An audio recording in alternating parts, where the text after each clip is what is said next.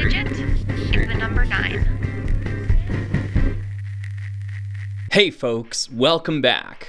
I'm your host, RR Slugger, and today I wanted to talk about Blacktron 1.5. Again? Let me explain. Last summer, I made a video talking about the Meteor Monitor from LEGO Blacktron. The reason why I chose to highlight this set was because of the oddities surrounding its year of release, as well as its off-brand color scheme. To quickly recap, the name Blacktron encompasses two separate LEGO space themes. The first was released in 1987, simply dubbed Blacktron. These sets featured a foreboding black and yellow color scheme, and its minifigures rank up there with the best of LEGO space, if you ask me. The second series released in 1991 and was dubbed Blacktron Future Generation, though it's more commonly known as Blacktron 2 today. It might just be me, but these sets look far less hostile than their predecessors, with yellow having been replaced by white and moved to the forefront of the color distribution. The biggest change, and in my opinion downgrade, was in the minifigure design. Blacktron channeled so much punk rock energy in its figures, and the promises made by this hardcore design were largely let down by its goofy follow-up. Blacktron sold out, man.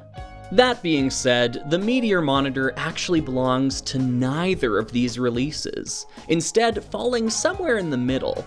Hitting retailers in 1990, it predates Future Generation by a single year, and as such is missing some of the hallmarks of that series.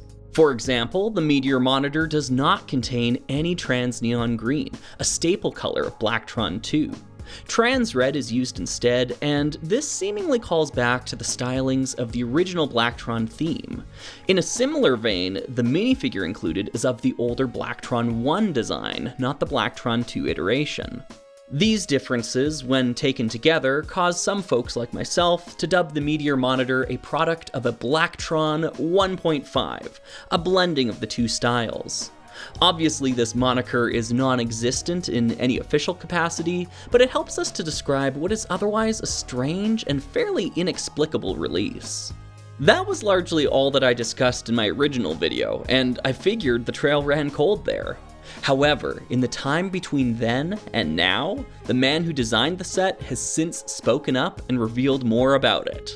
LEGO designer I'm gonna have to look this one up.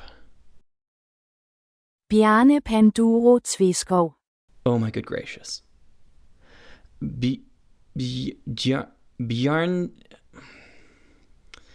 what if I try this? Bjarne Panduro Tveskov. I doubt that's correct.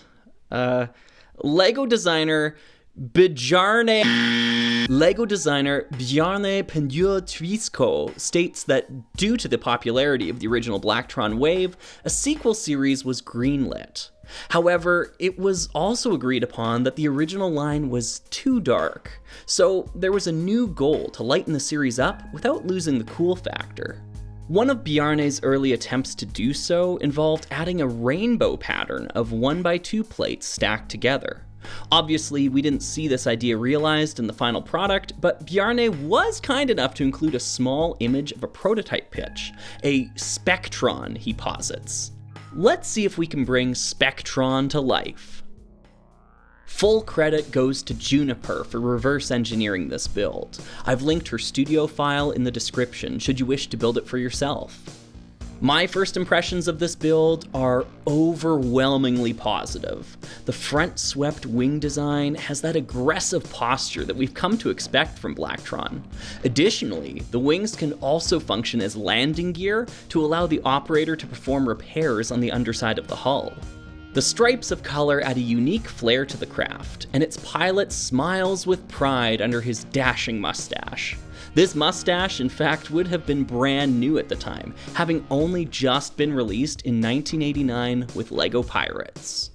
Moreover, had this Spectron set come out the way it was pictured here, this would have been the first LEGO Space minifigure to use a non-standard smiley face design, a full 2 years before it would happen in Space Police. Cool! Now, it's likely that Bjarne was just grabbing parts and throwing them together for this mock-up, but there is some thematic cohesion to the idea of using a face print designed for pirates within Blacktron. It's neat to think about, at least. For the most part, the model you see before you is based as closely as possible to the single source image that we have. I did add an extra printed slope on the rear of the ship to fill in this gap that would otherwise be barren. This slope piece could also be interpreted as a source of propulsion, so I think it checks two boxes at once. If you plan to build this yourself, there are a couple of parts you need to be aware of. Firstly, these train buffers on the tips of each dorsal wing are quite old, debuting within LEGO over 50 years ago. Their final appearance was in 1985, so they were already fairly antiquated even during the time of this design. Tracking a pair down might be tricky. Additionally, these black mudguard pieces on the opposite wings might also prove to be a slight challenge, as their final appearance was in 1989. I had to rely on Bricklink for both of those, but everything else was easily sourceable from my own collection. And now, just for fun, here's a quick step-by-step for the Spectron ship.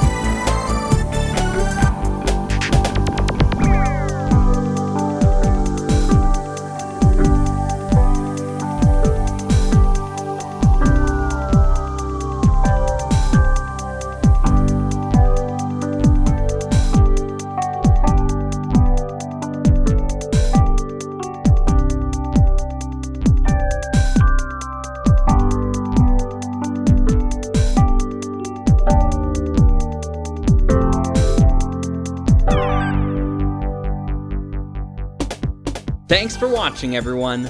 This video was brought to you by the folks who support me during the Summer of Slug, especially those subscribed to my Only Slugs tier. Folks like Stickers Durg, who, despite the name, doesn't actually like stickers on their LEGO sets. Maybe it's more like onomatopoeia. Stickers Durg. Jock, who is one of the most creative mock builders I have ever seen. You definitely need to check out their creations if inventive part usage is your jam. R3T7, who tells me that they particularly enjoyed my Orient Expedition retrospective. Wait, did I ever finish that? Minnow Bricks, who is well versed in the art of brick filming. You can check out their work on YouTube under Minnow Films.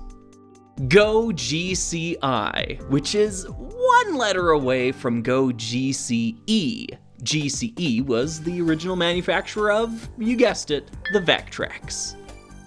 Dave Shefsick, nerd-in-chief of BrickNerd.com. No matter what interests you about LEGO, I think you'll find some incredibly valuable articles and resources on this website. Nova, who thankfully didn't have to help me with the pronunciation of this name to the extent that Taylor did in Planet of the Apes. Nova.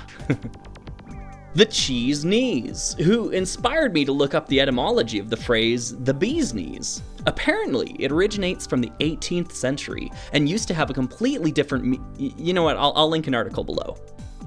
Citron Vaughn, who has been a supporter of the channel in so many ways for such a long time. Many of the backgrounds I use in these videos are their handiwork.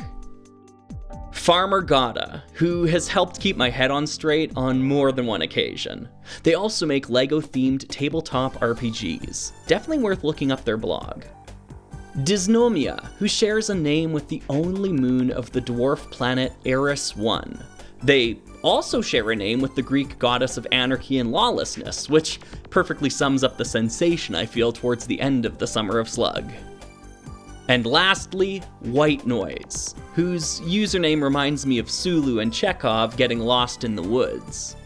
Is there a problem, gentlemen? Yes. We've been caught in a blizzard. And we can't see a thing. Request you direct us to the coordinates. My visual says sunny skies and 70 degrees. Zulu, look. The sun's come out. It's a miracle. These folks and many more deserve our thanks for making the Summer of Slug a reality. If you'd like to pitch in and show your support, the links are in the video description. This is a final boarding call for anyone looking to join the Summer of Slug. If you are one of the folks subscribed to my Only Slugs tier and you have not received a shout out yet, you need to contact me as soon as possible with your preferred username and pronunciation. According to my records, I am all caught up now, but I don't want to miss anyone. You can email me using the address below. I've been your host, R.R. Slugger, and I'll see you next time for another video.